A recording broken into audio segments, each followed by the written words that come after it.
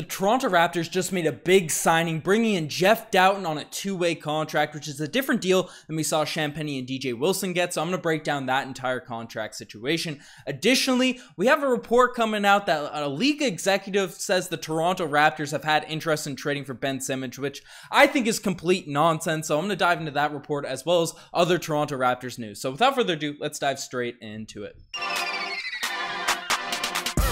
Hello everybody, Ben Rogers here, the Raptors Guy, just breaking down the latest Toronto Raptors news. And folks, the big thing happened. One of the big things the Raptors had left to do this offseason finally occurred, and they finally they signed Jeff Dowtin to a two-way contract. Now, this is big because I was confused. Obviously, we saw Justin Champagnie Poppy get the two-year contract, non-guaranteed deal a few days ago. DJ Wilson before him. And we saw these guys on the Summer League team getting these training camp, not partially guaranteed contracts. But the guy that performed the best, the guy that was most elite for this Summer League team, in my opinion, and obviously Justin Champagnie wasn't healthy. Delano Banton, there could be an argument made there, but Jeff Dowtin was a guy that impressed me most in the Summer League, and he wasn't signed, but today that was finally figured out and is finally organized, as according to Shams, the Toronto Raptors are signing guard Jeff Dowtin Jr. to a two-way NBA contract. And he brings up how he played for the Warriors, Orlando, and Milwaukee last season. Obviously, there was a lot of guys playing for a bunch of rosters last year, given all the health and safety protocols that occurred, but this is very interesting. I was excited to see that he was brought in on a two-way contract because, firstly, that essentially, obviously, things can shake up, things can change, and I'm sure Masai Ujiri could end up changing his mind if he wants to waive out and get him off this contract, but this essentially guarantees he's going to be on the roster going into next season, whereas there's still question marks for guys like Champagnie, Wilson, whoever else is on the Summer League team fighting. I guess who else would we have? Armani Brooks would be in that position fighting for one of those spots. David Johnson, who was on a two-way deal last year, right? He'd be fighting for one of those positions. So this essentially guarantees Dowtin's not really competing with anyone else, as the only other two-way contract guy we have on the roster is Ron Harper Jr., and you're only allowed two on your team. So Jeff Dowtin's looking like he's got that spot. He's earned his spot. And if he plays very well, as we almost saw Champagnie get last season, it was rumored that we ended up picking up Armani Brooks, but that two-way can be converted to a full contract if we want to play him in the playoffs, give him some extra run, or however it works out, because obviously the deep bench guys, they tend to change over the course of a season. But I'm happy Jeff Dowtin's getting that opportunity on the two-way slot, and I wasn't sure he'd actually go for that, given the fact, even though he only has one real year of NBA experience, last year was his rookie year. He's a 25-year-old rookie, or 25 years old right now, so maybe he'd feel like he's too old for that spot. Even Champagnie, right, he's not going for the two-way, he's getting the full-out contract this go-around. So I'm happy that we got him on this two-way contract, so we know he'll at least be with the team at the start of the season, assuming everything sticks out, he's not waived or anything like that. So that's a positive. And two, the other interesting factor that comes into play with this one is there was sometimes second round picks that get signed for the two-way deals, they don't get signed at all, or they end up signing a regular NBA contract. So there's questions about whether or not Christian Koloko would end up getting a two-way deal or end up getting a regular roster spot or something like that. And I think it's fair to say after this Dowtin signing, given the promise he showed in the Summer League, Koloko certainly won't be waived. I don't think anyone was questioning that or just not signed at all, but he will likely be signing a regular contract, like a regular multi-year guaranteed contract for the Raptors, at least for the first season, similar to what Delano Banton received last year, and then we ended up picking up his option this go around. So Christian Koloko will likely be back on a regular roster spot, and Jeff Dowtin's going to be on one of those two-way contracts. That leaves, assuming Koloko's being brought in, one spot for the Champagnies, for the Wilsons and stuff, and we get I believe you can bring in 20 guys into your training camp, so we'll see who Masai Ujiri liked watching throughout the Summer League. I assume with the Dowtin signing, he wanted to get that out of the way,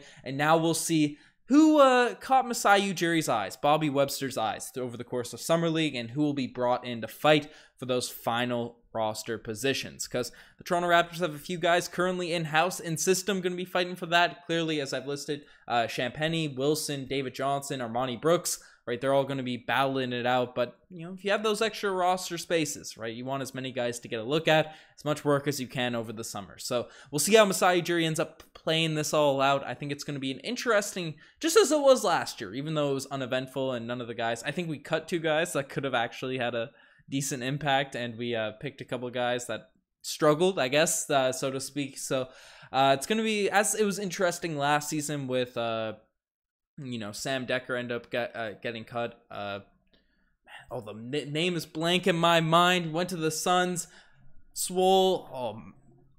Day of work. It's mixing up my brain. But the Toronto Raptors had an interesting deep run last season. I'm rambling at this point. We'll see how it all plays out. But I am happy. I'm getting the balloons out. I'm celebrating that we ended up bringing in Jeff Dowtin Jr. on a 2-way contract. So I'm Ishmael Wainwright. Goodness gracious. I am a fool for forgetting that. I'm getting the golden kazoo for forgetting Ishmael Wainwright's name, letting it slip my brain. But one name that I can't let slip my brain, given everything that occurred last season, is Ben Simmons. And according to League Executive, and I put that in quotations on purpose, the Toronto Raptors are interested in trading for Ben Simmons.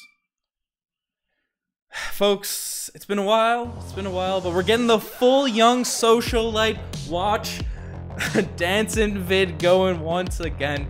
And obviously all the drama, it's been on Kevin Durant, but all last season we had updates on the young socialite Ben Simmons doing all that sort of nonsense, potentially trading for him. People wanted to trade Siakam and Fred VanVleet for Ben Simmons at a point last year, and just some chaos involving this. Now obviously Ben Simmons' stock has continued to fall, and we're getting points now where apparently the Raptors are interested. And I think this is utter foolishness. I said this a few days ago. I'm going to keep bringing it up. You're going to see a lot of just reports that, yes, they might be coming from sources in the actual league, but they're getting put out to sort of affect negotiation position. They're all about sort of how players are viewed, adjusting how they're viewed in the open market, and all that sort of stuff. And now we're getting it on the Ben Simmons side of things, because according to this report, I'll show the header here. It's from Heavy on Nets. There's a beat reporter for the Nets. New team enters the trade talks for Nets Ben Simmons. So this is the headline there, and goes on in the article. Essentially says there's a league executive that says the Toronto Raptors have recent interest in Ben Simmons. So there's 2 ways this can go. One, it's the pandering, the league executives feeding things to their beat reporters to try and adjust the narratives around specific players. I'm going to go on to some absolute nonsense this article starts to describe, or it's just straight up some beat writer trying to get views, trying to get reactions like me, and I'm getting baited into it because who can really call out a league executive, right? How can you sort of back up that source? So there's 2 ways that's going to go, assuming this is an actual league executive says this. If it isn't, then it's just complete nonsense. But assuming a league executive did say this, I think it's just all smoke and mirrors trying to adjust the value, because you look at what's been said later in this article and essentially brought up, but OG Anunoby, Kem Birch, and 2 young guys like Malachi Flynn and Precious Achiuwa, plus a couple of first rounders. That might be the best the Nets can get for him. And the paragraph before this essentially broke down that the Raptors certainly wouldn't give up Fred, Pascal Siakam, or Scotty Barnes in one of these deals. But imagine the audacity of saying that a deal with OG Anunoby himself, I refused to give up last summer, even when the Ben Simmons hype train was in full effect, right?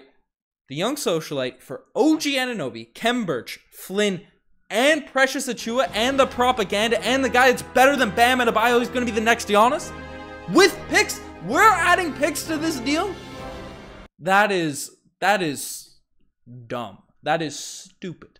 That is absolute chaotic nonsense. So I don't even want to talk about this further, but I saw a bunch of comments on my video on Reddit, on other YouTubers' videos, and I looked into it, and this is where the source of these rumors are coming from.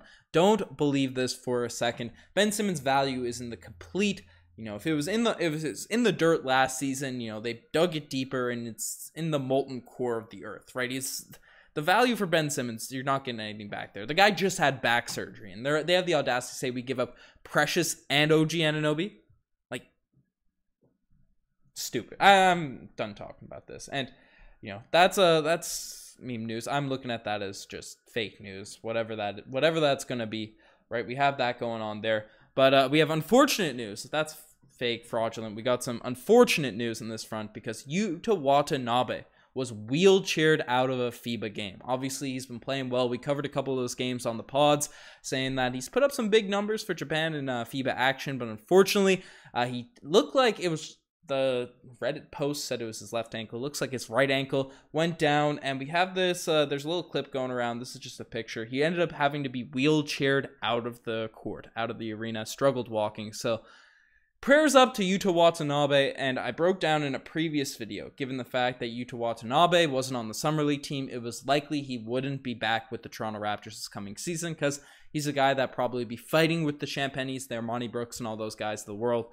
for a spot. But given the fact the Raptors didn't even really give him that opportunity to fight it out in the Summer League, gave me essentially the opinion that he's likely not going to be back. And then some people said, oh, well, he's playing FIBA action, he's doing this sort of stuff, maybe prefer representing his country than playing in Summer League. And that, honestly, didn't even really consider that potential possibility. But now, given the fact that he's injured in this FIBA action, it looks pretty serious. And, sometimes you can obviously have the dramatic wheelchairs out like Paul Pierce, but Yuta Watanabe doesn't seem like as much of a drama queen as Paul Pierce, right? I don't know. An unhealthy Yuta coming into this year. I hope he's healthy. I hope he's good. And I think he's a good enough player to be picked up on some NBA roster. But the Raptors just probably are going to move on from Yuta this summer. But we'll see what happens. Hopefully, I'm hoping for the best for Yuta Watanabe. And the final thing we're discussing is LeBron James must be overcome, folks. A little bit of a weird headline, a little bit of a weird title, but Raptors Digest. We've been stuck at 23K subs. We've been stuck in this range for the past few months, for the past little while. Been stuck in this 23K range, and just like the Toronto Raptors were stuck by number 23 by the Cleveland Cavaliers for a long time. So I think we're like 100 subs away given as of recording of this video. So if we can overcome LeBron James, get to the 24K thousand, overcome 23, get to the 24K thousand. Make me feel really good. I don't want to be stuck in this LeBronto zone. All right, get us out of LeBronto, extract us, fans. We have a lot of people viewing the vid, so I wanted to give a little plug, a little weird plug at the end of this video. But you guys are the best for making this far. Appreciate all of you. Check out the Instagram, the TikTok, the Twitter, all that cool stuff. Anyways, enough of me rambling. I'm signing off. Cheers.